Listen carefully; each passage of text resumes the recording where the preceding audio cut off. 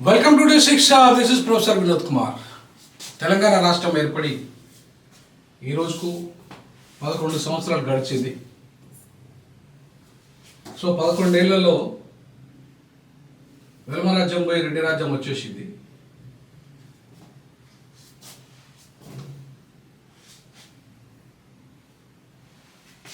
Years తెలంగాణలో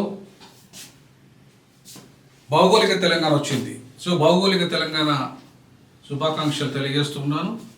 దొరల పటేళ్ల తెలంగాణ వచ్చింది. 11 ఏళ్ళు గడిచినాయి, కానీ బహుజనుల బతుకులు మారలే. వాళ్ళకు విద్యా, ఉద్యోగము, వ్యాపారము, పరిశ్రమలు, సంపద, భూమిలో, అధికారంలో, చివరికి ఆత్మగౌరవంలో కూడా వాటా రాలేదు. వాళ్ళకి రాకపోవడానికి కారణం ఏంటి అంటే తప్పు మనదే. 93 వర్సెస్ 7 ఈ ఉద్యమం జరగలే.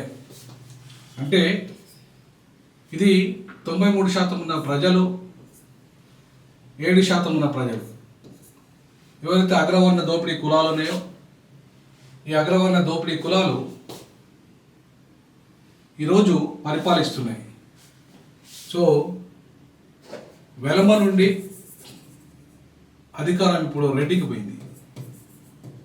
సో ఆ రెడ్లు ఉమ్మడి ఆంధ్రప్రదేశ్ని సుదీర్ఘకాలంగా పరిపాలించారు. మీకు అందరికి తెలిసిన విషయం, ఈ చరిత్ర అంతా. ఒక బీసీ ఉమ్మడి ఆంధ్రప్రదేశ్లో ముఖ్యమంత్రి కాలేకపోయాడు, ఒక ఎస్టీ కాలేకపోయాడు. అందులో ఒక ఎస్సీ మాల నుండి. అది కూడా ఏంటంటే ఇద్దరు రెడ్లు కొట్లాడుకుంటే, రాయలసీమ రెడ్లు కొట్లాడుకుంటే మధ్యలో దామోర సంజీవయ్య అనే పాపం ఒక నిజాయితీ పరునికి అది ఒక 2 ఏళ్ల లోపే, 2 ఏళ్ల వరకు అధికారం, ముఖ్యమంత్రి అధికారాన్ని అప్పచెప్పారు. సో మళ్ళీ తిరిగి రెడ్లు దాన్ని సాధించుకున్నారు. ఇవాళ ఉమ్మడి ఆంధ్రప్రదేశ్లో కిరణ్ కుమార్ రెడ్డి కంటే ముందు రోషయ్య వస్తే కూడా ఆయనకి వెళ్ళి పాపం ఆయన రెడ్డి కాదు, ఒక కోవటైన ఆయనకి అధికారాన్ని గుంజుకున్నారు రెడ్లు. సో ఇవాళ రెడ్లు ఉమ్మడి ఆంధ్రప్రదేశ్ని పరిపాలించిన వాళ్ళు రేపు తెలంగాణను కేవలము ఈయన 10 ఏళ్ళు, నేను 5 ఏళ్ల తర్వాత నేను ఇంకో 5 ఏళ్ళు నేను ముఖ్యమంత్రి ఉంటా అంటున్నాడు. ఎవరు? మిస్టర్ రేవంత్ రెడ్డి.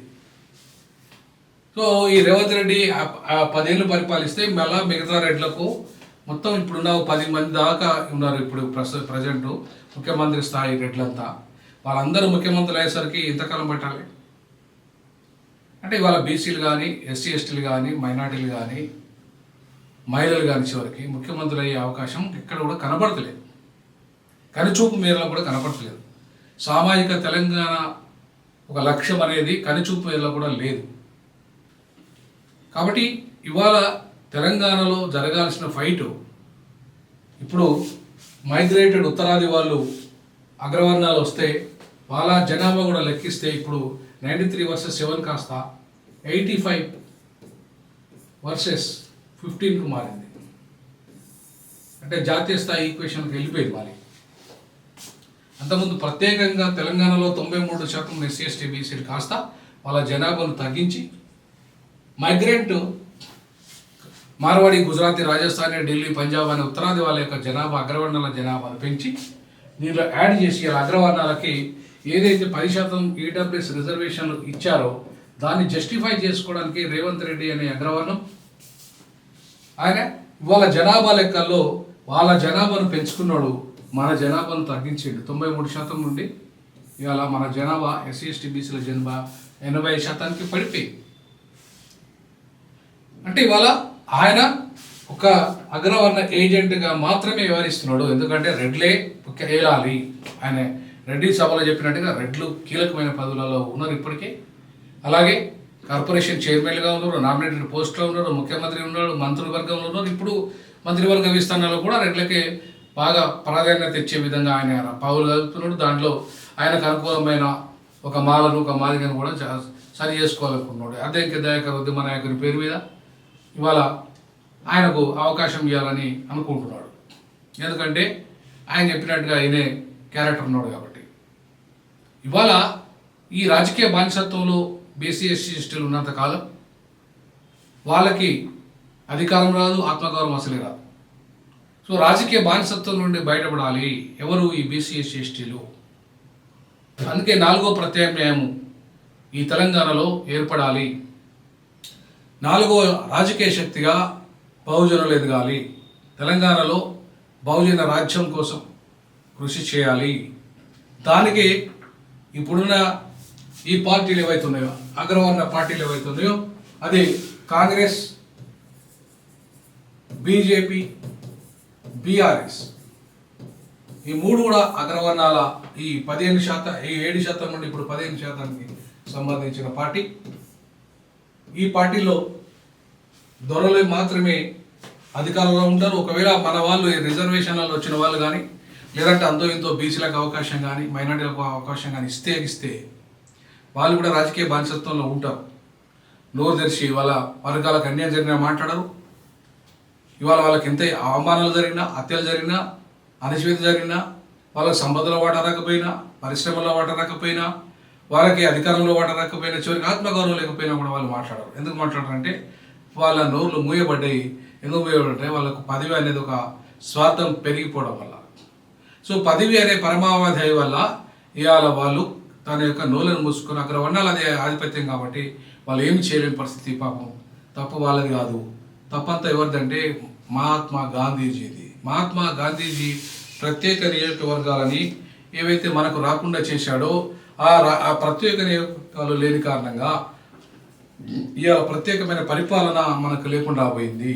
ఒకప్పుడు బ్రిటిష్ కాలంలో మైనార్టీలకు ప్రత్యేకంగా నియోజకవర్గాలు ఉండే, ఓబీసీలకు ప్రత్యేక నియోజకవర్గాలు ఉండే, తర్వాత మహిళలకు ప్రత్యేక నియోజకవర్గాలు ఉండే, క్రైస్తవులకు ఉండే, సిక్కులకు ఉండే, బుద్ధిస్టులకు, ఇట్లా వివిధ వర్గాలన్నిటికీ కూడా ప్రత్యేక నియోజకవర్గాలు ఉండే. కానీ ఇప్పుడు స్వతంత్రం వచ్చిన తర్వాత గాంధీ గారి దయ వల్ల, గాంధీ గారి మోసం వల్ల ఇవాళ ఏమైంది అంటే ఈ వర్గాలుకి అధికారం రాకుండా పోయింది నెహ్రూ గాంధీ వల్ల.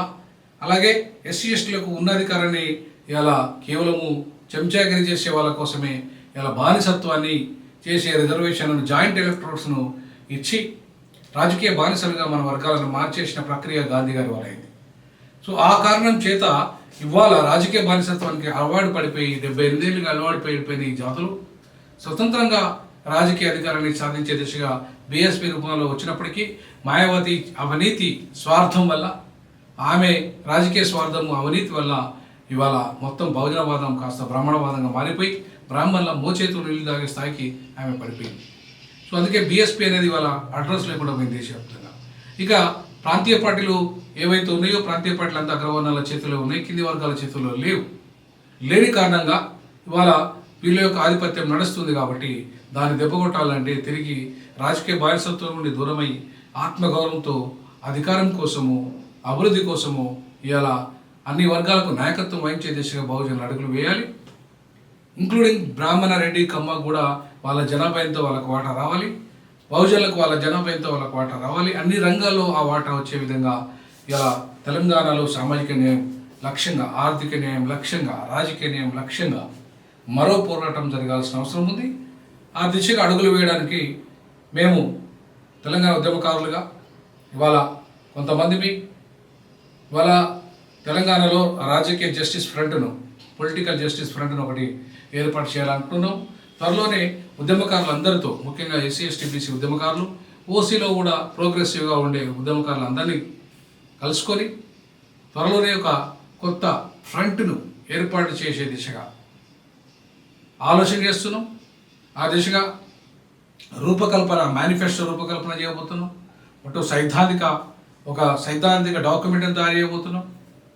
ఆ దిశగా అడుగులు అంటే మొత్తంగా లెక్కలన్నీ తీసి 10-11 ఏళ్లలో ఏం జరిగింది, ఈ 11 ఏళ్ళ తెలంగాణ పరిపాలనలో ఏం జరిగింది, 11-12 సంవత్సరాల పరిపాలనలో ఏం జరిగింది, వాటిని మనం ఇవాళ బహుజనులకు ఎందుకు మేలు చేయలేకపోయాము, ఎందుకు వాళ్ళ బతుకులు మారలేదు అనే అంశాలని దృష్టిలో పెట్టుకుని మనకు అధికారం లేకపోవడం అనేది కీలకం.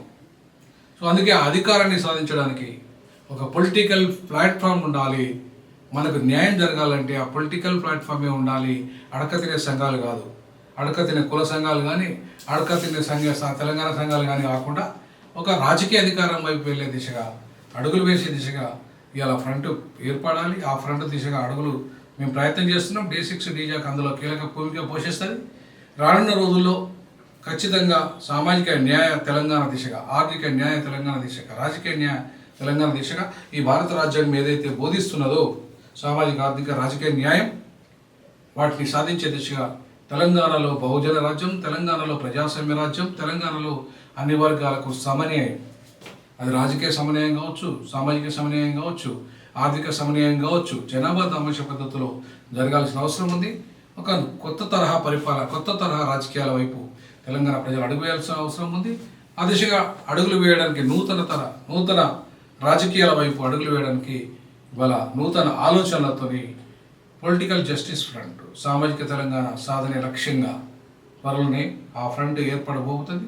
ఆ దిశగా అడుగులు జరుగుతున్నాయి కాబట్టి మీరు కూడా దాంట్లో భాగస్వామ్యం కావాలి. ముఖ్యంగా యువత, నిరుద్యోగులు, ఈ మానిళ్ళు, మానిధులు, మానీయకుమాల గురించి ఎవరైతే కొట్లాడారో వాళ్ళందరూ ఇలా అడుగులు వేయాలని చెప్పేసి మీరు ఆ ఉద్యమంలో, మరో తెలంగాణ స్వతంత్ర పోరాట ఉద్యమంలో మీరు భాగస్వామ్యం కావాలని చెప్పేసి తెలంగాణ ప్రజలకు పిలిపిస్తున్నాం. ముఖ్యంగా పీడిత ప్రజలకి, ముఖ్యంగా బహుజనులకి పిలిపిస్తున్నాం. జై భీమ్, జై పులే, జై పెరియార్.